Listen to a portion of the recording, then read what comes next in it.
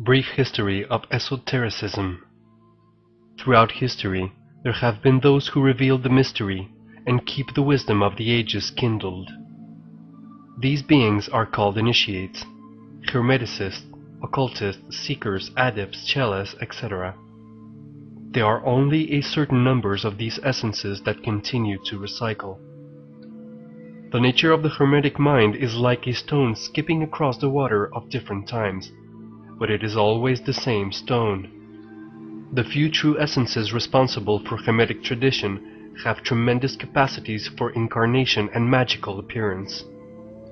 Their task is to reformulate the original doctrine according to the different ages and languages. The original doctrine that we speak of is the prehistoric knowledge, the original primal knowledge, revealed by God to Adam and Moses, among others. This original knowledge is handed down in a long elite chain of tradition, transmitted from age to age, from initiate to initiate. Hermes Trismegistus was a major link in this hermetic chain, as were Plotinus, Socrates, Zoroaster, Pythagoras, Apollonius, Paracelsus and Plato, and so forth. The knowledge was transmitted through symbols, ceremonies, initiations and rituals in order to preserve, for the world to come, the secrets of the forgotten worlds.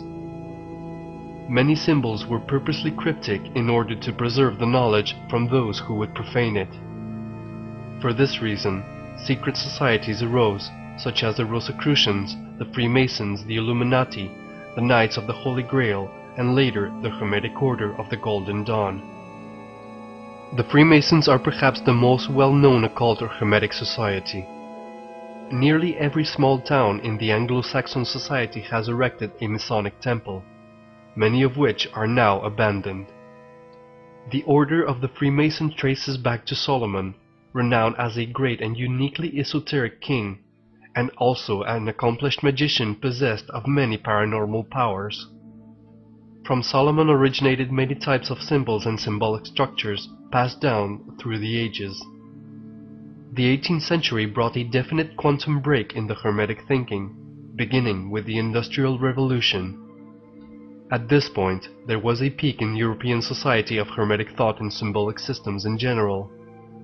This came to a magnificent flowering in the 16th, 17th, and early 18th centuries, with the creation of the Hermetic Museum, a huge graphic compendium using popular print media to communicate symbols of the inner journey.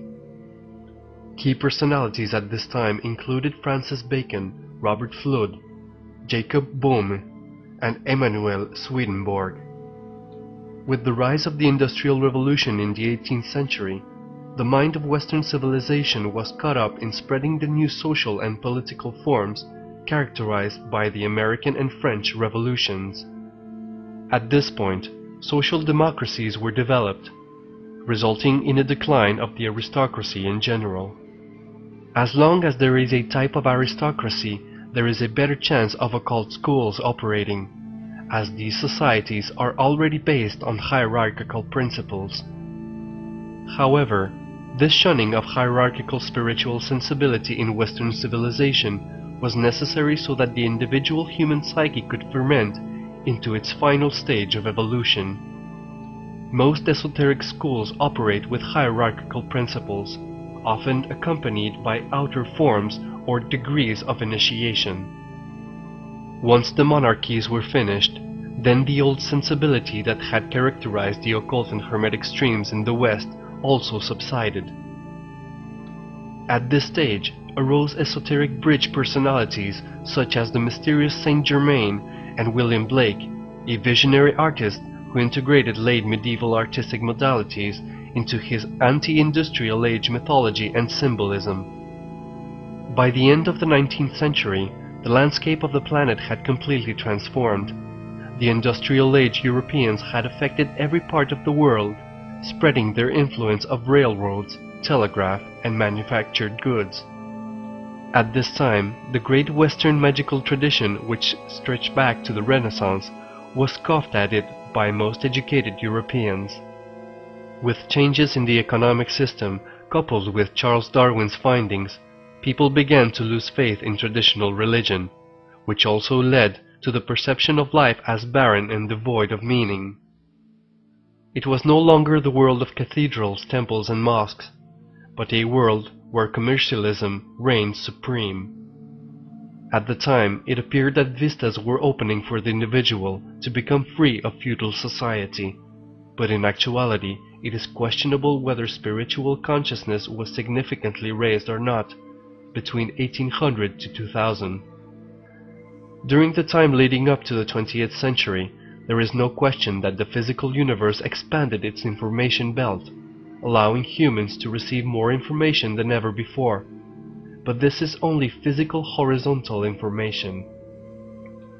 The real question is, how much did consciousness expand and continue to expand at the spiritual vertical level? In 1848, the modern spiritualist movement began to flourish in New York. By 1852, the first mediums arrived in England and then France. In 1882, the British Society for Physical Research was established. From this time onward, the spiritual movement, presently known as New Age, has only increased and flourished, bringing to the fore the need for a planetary knowledge and the spreading of universal love. It is in this context that occur the matrix of the template of the modern occult personalities. During the course of this writing, the following personalities made their presences known the most strongly: Eliphas Levi, Madame Blavatsky, Sri Aurobindo and the Mother, G.I. Gurdjieff, Aleister Crowley, Alice Bailey, Nicholas and Helena Roerich, Dane Rudhyar and Mevlana.